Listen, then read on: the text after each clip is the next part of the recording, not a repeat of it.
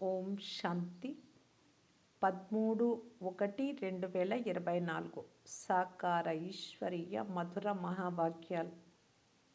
మధురమైన పిల్లలారా, మనుష్యులు శారీరక ఉన్నతి కొరకు ఏర్పాట్లు రచిస్తారు. ఆత్మ ఉన్నతికి లేక ఆత్మ వికాసానికి సాధనం ఒక్క తండ్రి మాత్రమే తెలియజేస్తారు. ఆ బాధ్యత తండ్రిదే. ప్రశ్న: సదా పిల్లలలో ఉన్నతి జరుగుతూ ఉండేందుకు తండ్రి ఏ శ్రీమతమునిస్తారు? జవాబు: పిల్లలారా, మీ ఉన్నతి కొరకు 1. సదా స్మృతి యాత్రలో ఉండాలి. స్మృతి ద్వారానే ఆత్మలోని త్రుప్పు మైల వదిలిపోతుంది.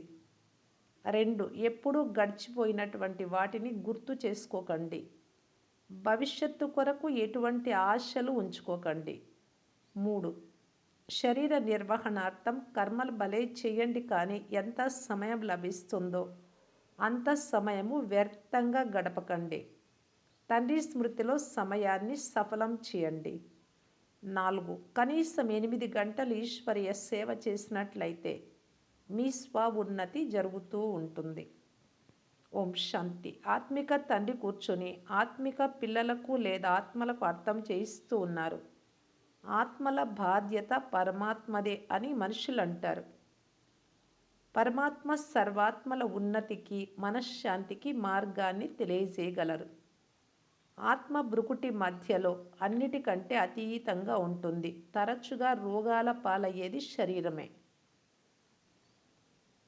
ఇక్కడ భ్రుకుటిలో రోగము రాదు, భలే తలనొప్పి వస్తుంది, కానీ ఆత్మకు సింహాసనమైన భ్రుకుటిలో ఏ కష్టము కలగదు.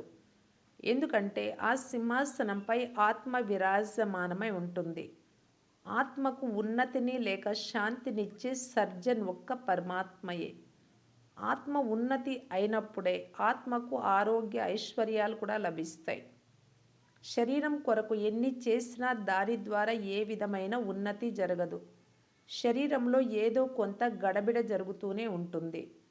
ఆత్మోన్నతిని తండ్రి తప్ప మరెవ్వరూ చేయలేరు. ప్రపంచంలోని వారందరూ శరీర ఉన్నతి కొరకు ఏర్పాట్లు చేసుకుంటూ ఉంటారు, కానీ ఆత్మ వికాసం కానీ లేక ఆత్మోన్నతి కానీ జరగదు. దానిని తండ్రియే నేర్పిస్తారు. ఆధారమంతా ఆత్మపైనే ఉంది. ఆత్మనే 16 కళా సంపూర్ణంగా అవుతుంది. మళ్ళీ పూర్తి కళాహీనంగా కూడా ఆత్మయే అవుతుంది. 16 కళలు కలిగినదిగా ఎలా అవుతుంది?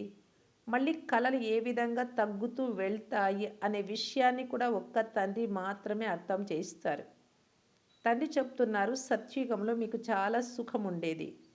ఆత్మ ఎక్కే కళలో ఉండేది. ఇతర సత్సంగాలలో ఆత్మ ఉన్నతి ఎలా జరుగుతుంది అనే విషయం గురించి అర్థం చేయించడం జరగదు. వారు శారీరక నశలో ఉంటారు, దేహ అభిమానంలో ఉంటారు. తండ్రి మిమ్ములను దేహి ఆత్మ అభిమానులుగా చేస్తారు. ఆత్మ ఏదైతే తమో ప్రధానంగా అయిందో దానిని సతో ప్రధానంగా చేయాలి. ఇక్కడ ఇన్ని విషయాలు బాబా చెప్తూ ఉన్నారు అంటే ఆత్మకు సంబంధించినవే. అక్కడ శరీరానికి సంబంధించిన విషయాలు ఉంటాయి. సర్జన్ ఒక గుండెను తొలగించి మరొక దానిని పెడతారు. గుండెతో ఆత్మకి ఏ విధమైన సంబంధము లేదు. ఆత్మ భ్రుకుటి మధ్యలో ఉంటుంది. దానికి ఆపరేషన్ మొదలైనవేవీ జరగవు. మంచిది, తండ్రి అర్థం చేయిస్తూ ఉన్నారు. ఆత్మ ఉన్నతి కేవలం ఒక్కసారి మాత్రమే జరుగుతుంది. ఆత్మ తమో ప్రధానమైనప్పుడు ఆత్మలను ఉన్నతంగా చేసే తండ్రి వస్తారు. వారు లేకుండా ఏ ఆత్మకు ఎక్కే కళ జరగదు. తండ్రి చెప్తున్నారు, ఈ చీచి తమో ప్రధాన ఆత్మలు నా వద్దకు రాలేవు పరంధామానికి. మీ వద్దకు ఎవరైనా వచ్చినప్పుడు శాంతి ఎలా లభిస్తుంది లేదా ఆత్మ ఉన్నతి ఏ విధంగా జరుగుతుంది అని అడుగుతారు. కానీ ఆత్మ ఉన్నతి జరిగిన తర్వాత మనం ఎక్కడికి వెళ్తాము, ఏం జరుగుతుంది అనే విషయాలు వారికి తెలియవు. పతితుల నుండి పావనంగా తయారు చేయండి, జీవన్ముక్తి ధామంలోకి తీసుకెళ్ళండి అని పిలుస్తూ ఉంటారు. మరి ఆత్మలనే తీసుకువెళ్తారు కదా. శరీరం అయితే ఇక్కడే సమాప్తం అయిపోతుంది, కానీ ఈ విషయాలు ఎవరి బుద్ధిలోనూ లేవు. ఇది ఈశ్వరీయ మతం. మిగిలినవన్నీ మానవ మతాలు. ఈశ్వరీయ మతము ద్వారా ఒక్కసారిగా ఉన్నతిని పొందుతారు అనగా శాంతిధామము సుఖధామంలోకి వెళ్తారు. మళ్ళీ డ్రామా అనుసారం క్రిందికి కూడా దిగాల్సిందే. ఆత్మ ఉన్నతిని కలుగజేసేందుకు తండ్రి తప్ప ఏ ఇతర సర్జన్ లేడు. ఈ సర్జన్ మిమ్మలను మళ్ళీ తమ సమానంగా చేస్తారు. కొందరైతే అనేక మందికి ఉన్నతిని బాగా చేస్తారు. కొందరు మధ్య శ్రేణిలోనూ, కొందరు తృతీయ శ్రేణిలోనూ ఇతరుల ఉన్నతిని చేస్తారు. ఆత్మల ఉన్నతి కొరకు బాధ్యుడు ఒక్క తండ్రి మాత్రమే. ప్రపంచంలో ఇది ఎవ్వరికీ తెలియదు. తండ్రి చెప్తున్నారు, ఈ సాధువులు మొదలైన వారిని కూడా ఉద్ధరించేందుకు నేను వస్తాను. మొట్టమొదట ఆత్మ వచ్చినప్పుడు పవిత్రంగానే వస్తుంది పరంధామం నుండి. ఇప్పుడు తండ్రి సర్వుల ఉన్నతి కొరకు వచ్చారు. నెంబర్ 1 పురుషార్థ అనుసారం మీకు ఎంత ఉన్నతి అవుతుందో చూసుకోండి. స్వర్గంలో మీకు శరీరం కూడా ఫస్ట్ క్లాస్తే లభిస్తుంది. తండ్రి అవినాశి సర్జన్, వారే వచ్చి మీకు ఉన్నతిని కలుగజేస్తారు. అప్పుడు మీరు సర్వోన్నతమైన మీ మధురమైన ఇంటిలోకి వెళ్ళిపోతారు. వారు చంద్రుడిపైకి వెళ్తారు. అవినాశి సర్జన్ మీకు ఉన్నతిని ప్రాప్తింపచేసేందుకు చెప్తున్నారు.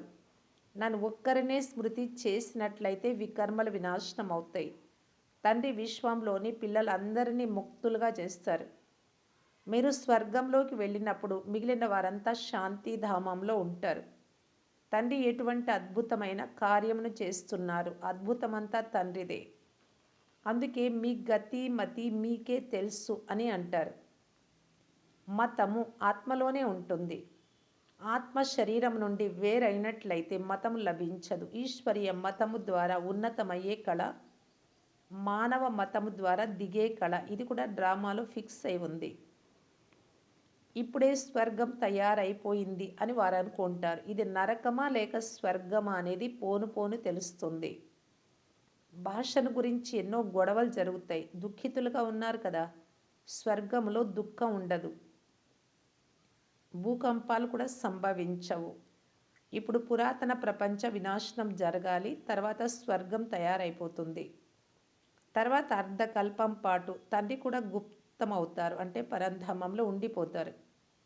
ద్వారక సముద్ర గర్భంలోకి వెళ్ళిపోయింది అని అంటారు. బంగారు వస్తువులన్నీ క్రిందకు వెళ్ళిపోయాయి అని అంటారు. కనుక తప్పకుండా భూకంపాల ద్వారానే క్రిందికి వెళ్తాయి.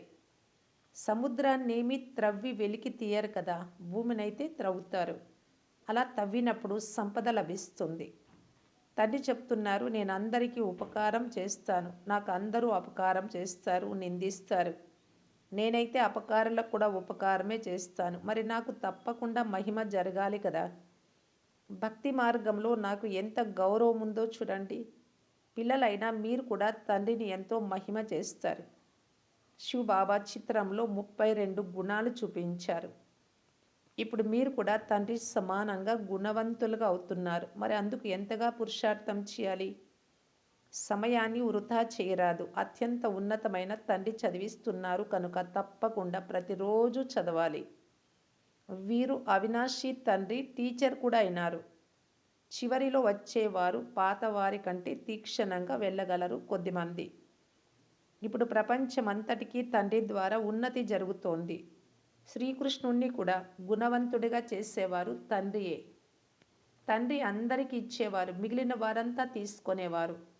ఇప్పుడు రాజ్య పరివారము నంబర్ 1 పురుషార్థ అనుసారంగా తయారవుతోంది. అనంతమైన తండ్రి ఎంత మధురమైన వారు, ఎంత ప్రియమైన వారు చూడండి. సర్వోన్నతమైన తండ్రి ద్వారా ఇప్పుడు అందరికీ ఉన్నతి జరుగుతోంది. మిగిలిన వారంతా మెట్లు దిగాల్సిందే. తండ్రిదే అద్భుతం. భలే తినండి, త్రాగండి, అన్నీ చేయండి, కేవలం తండ్రి గుణగానం చేయండి. బాబా స్మృతిలో ఉండడం ద్వారా భోజనము తినలేము అని కాదు. రాత్రిపూట చాలా తీరిక సమయం లభిస్తుంది. 8 గంటల సమయం అయితే లభిస్తుంది. తండ్రి చెప్తున్నారు, కనీసం 8 గంటలైనా ఈ ఈశ్వరీయ గవర్నమెంట్ సేవ చేయండి. ఎవరు వచ్చినా వారికి ఆత్మోన్నతి కొరకు మార్గాన్ని తెలియజేయండి. జీవన్ ముక్తి అనగా విశ్వానికి అధిపతులు, ముక్తి అనగా బ్రహ్మాండానికి అధిపతులు, పరంధామానికి.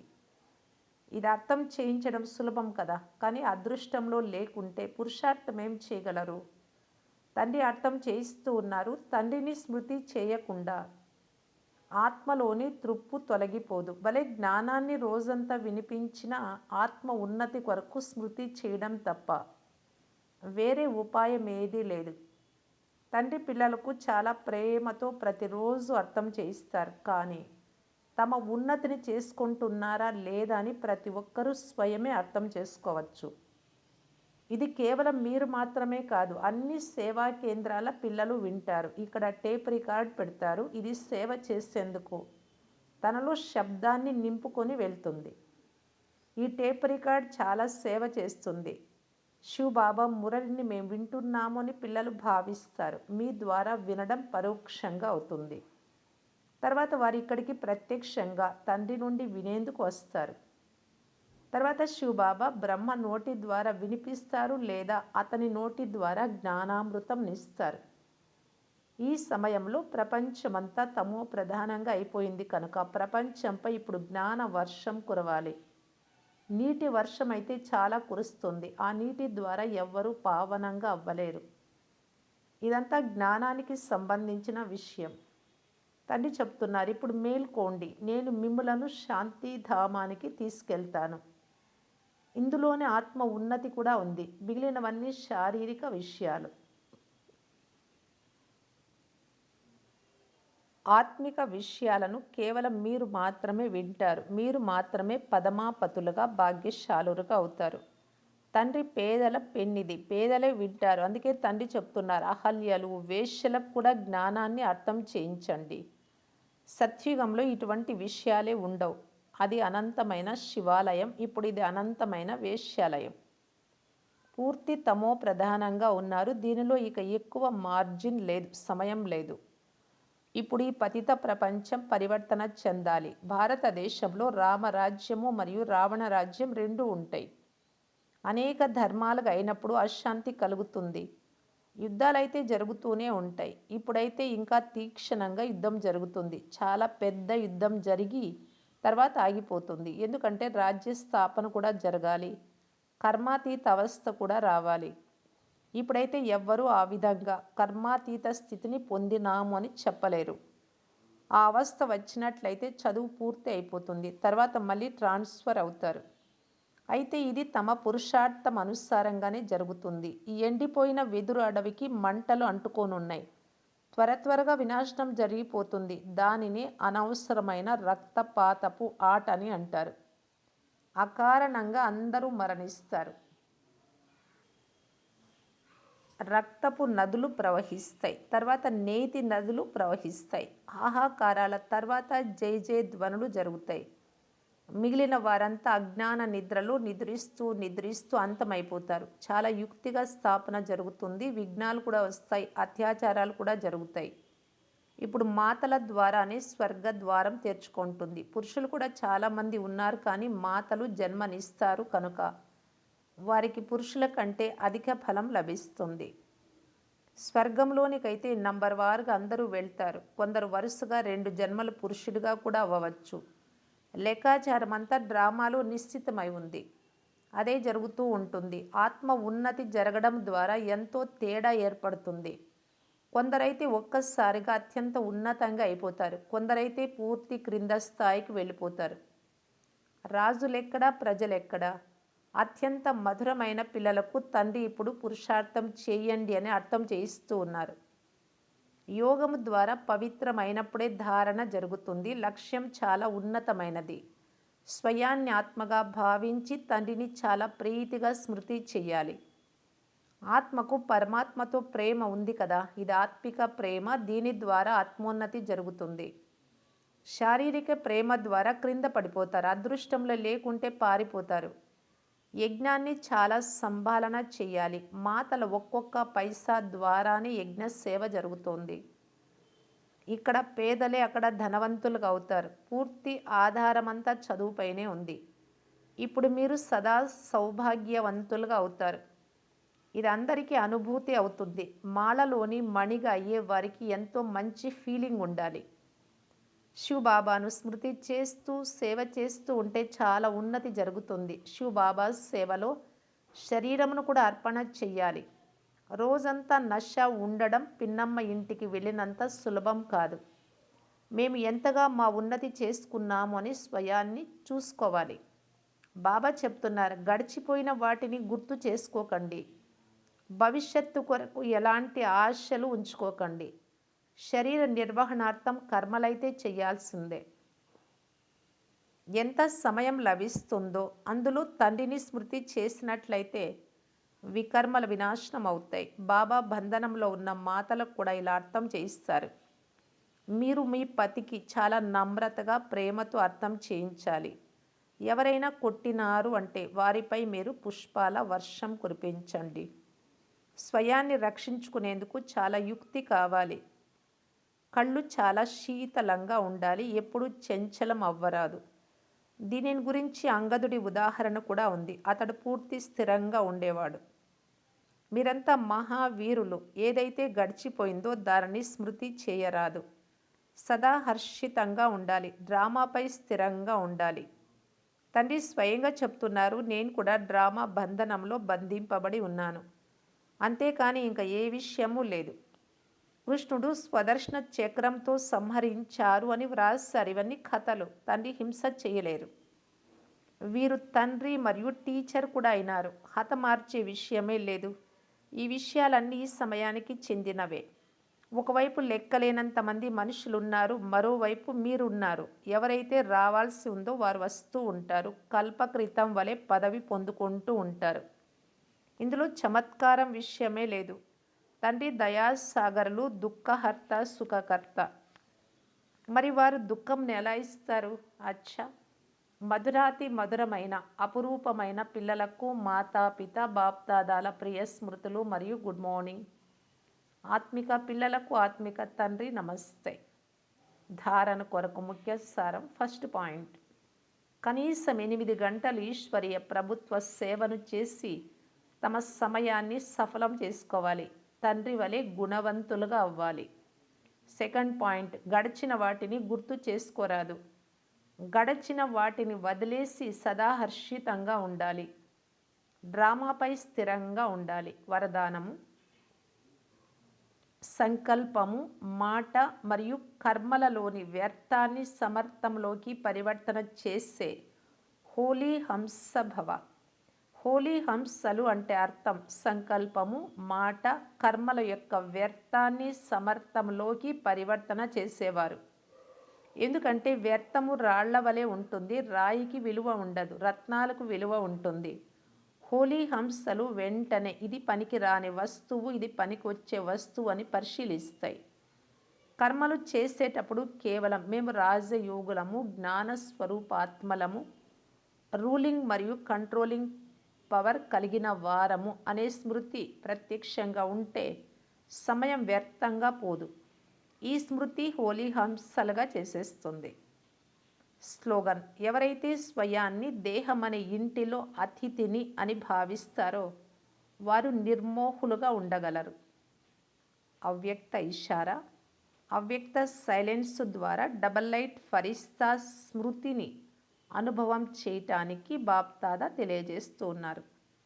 ఎలాగైతే ఎప్పుడైనా అలాంటి రోజు ఉన్నప్పుడు నడుస్తూ తిరుగుతున్న ట్రాఫిక్ను కూడా ఆపి 3 నిమిషాలు సైలెన్స్ను అభ్యాసం చేయిస్తారో, చేస్తున్న అన్ని పనులను నిలిపేస్తారో, అలా మీరు కూడా ఏ పని చేస్తున్నా మధ్య మధ్యలో ఈ సంకల్పాల ట్రాఫిక్ను స్టాప్ చేసేటటువంటి అభ్యాసం చేయండి.